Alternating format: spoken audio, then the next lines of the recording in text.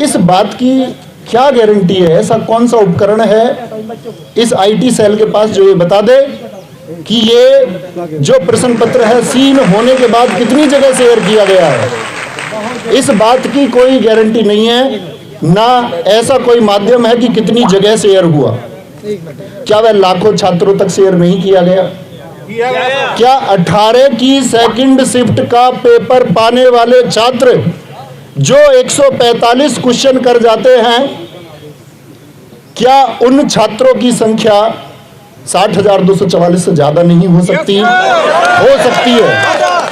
और अगर उनकी संख्या 60,244 से ज्यादा हो सकती है तो किसी शिफ्ट को सरकार यदि ये बोले कि ये पहली शिफ्ट, इसका कोई साक्ष्य नहीं मिला या इसका कोई साक्ष्य नहीं मिल पा रहा है, एक ठोस साक्ष्य नहीं है, तो क्या सरकार इस बात की अनदेखी करेगी कि एक शिफ्ट में 60,244 से ज्यादा छात्र सफल हो जाएंगे? क्या पहली शिफ्ट के जो छात्र परीक्षा दे करके आए उनके प्रदर्शन पर प्रभाव नहीं पड़ेगा? बिल्कुल पड़ेगा। क्योंकि क्या सरकार ऐसी कोई गारंटी दे सकती है कि पहली शिफ्ट के जो नॉर्मलाइजेशन होंगे उन बच्चों को इतने मार्क्स मिलेंगे कि सेकंड शिफ्ट में जो धांधली करके आए हैं उनके बराबर होंगे? नहीं दिया जा सकता। तो सूरज निकले या सूरज डूबे, सुबह हो या शाम, हमारी एक ही मांग, री एग्जाम, री एग्जाम, री। तो बस एक ही मांग को लेकर के साथी चलेंगे। सारे अध्यापक वर्ग ने पहले बहुत सारे आंदोलन चले होंगे, बहुत सारे आंदोलनों में अध्यापक वर्ग एक साथ हुआ है। इस बार भी आप देख पा रहे हैं, इस शायद बहुत सारी चीजें गोपनीय होती है, आप सब लोग एक राय बनाते हैं उस गोपनीयता को लेकर के जिसके बारे में आपको कोई वास्तविकता नहीं होती, लेकिन आपकी उस राय का स्वागत है, क्योंकि आपका एक दुख है, आपका एक दर्द है, और एक दुख और दर्द के लिए छात्र एक नेतृत्व चाहता है। और इस पूरे अध्यापक वर्ग का मैं फिर से आभार करूंगा विवेक सर का, उन्होंने अपनी जान जोखिम में रख के इस मांग को आपके लिए उठाया है।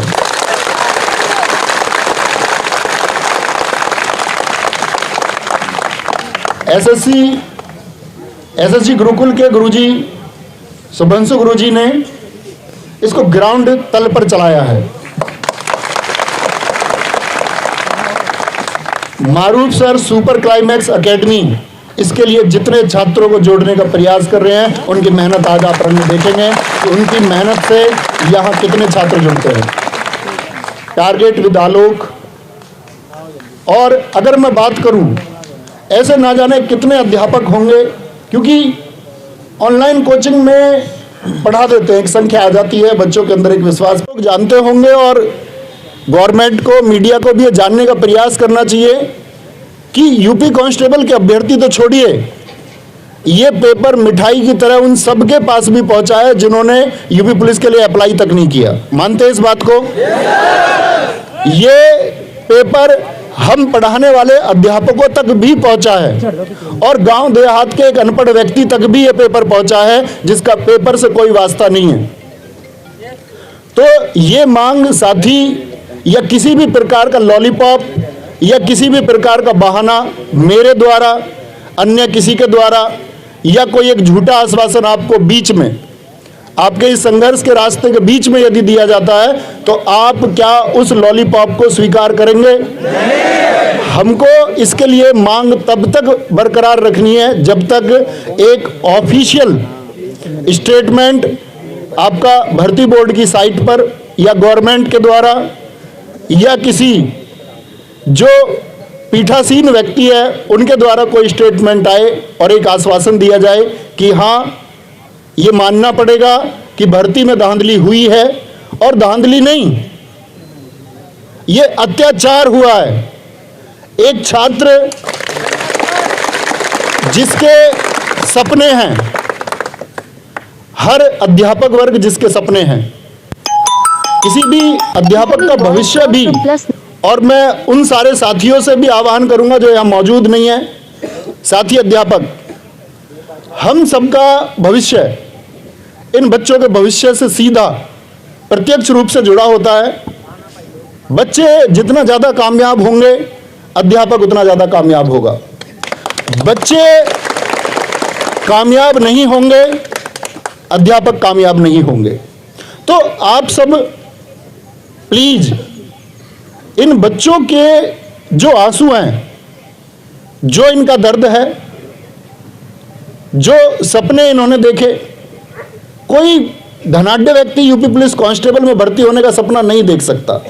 सरकार जानती है, हर एक शिक्षित वर्ग का व्यक्ति जानता है कि ये सपना निम्न वर्ग के छात्रों और अधिकतर निम्न वर्ग के छात्रों और बमुश्किल मध्यम वर्ग के कुछ छात्रों के द्वारा ये सपना देखा गया कि हाँ, इस बार हम कुछ करके जाएंगे। 60,244 पद देख करके सबका बोलते ना हृदय एकदम से फल फूल गया।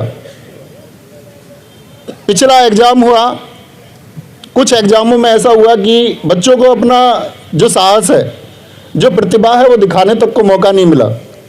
दिल्ली पुलिस कांस्टेबल बच्चों को फिजिकल की तैयारी के लिए भी समय नहीं दिया गया, सपने कुचेले गए।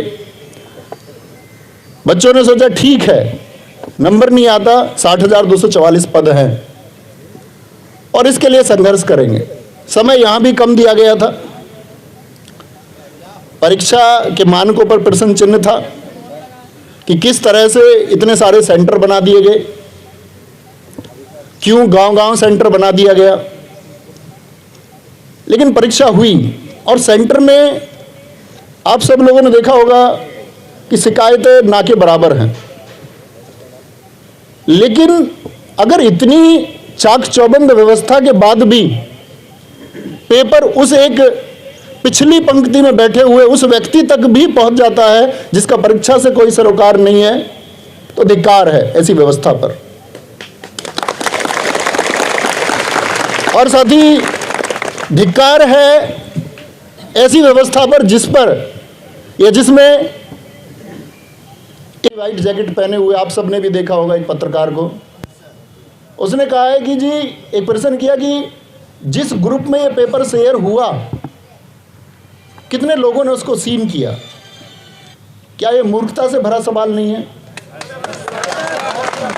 क्या ये बीच में लगभग 2 से 3 फीट का एक रास्ता छोड़ दीजिए। सारे भाई, आप सब लोगों से हाथ जोड़कर रिक्वेस्ट है, बीच वाली पंक्ति छोड़ देंगे और सब लोग एक दूसरे के सिर से सिर मिला के बैठेंगे। देखो भाई, ऐसा नहीं है कि आप लोगों को आज ही बैठना है, ऐसा नहीं हो सकता कि आपको तो आपकी कोई प्रेजेंस जाएगी, उसका कोई अर्थ नहीं है। क्योंकि सब लोगों की एक ही डिमांड है कि परीक्षा फिर से होनी चाहिए। और परीक्षा फिर से क्यों होनी चाहिए? परीक्षा फिर से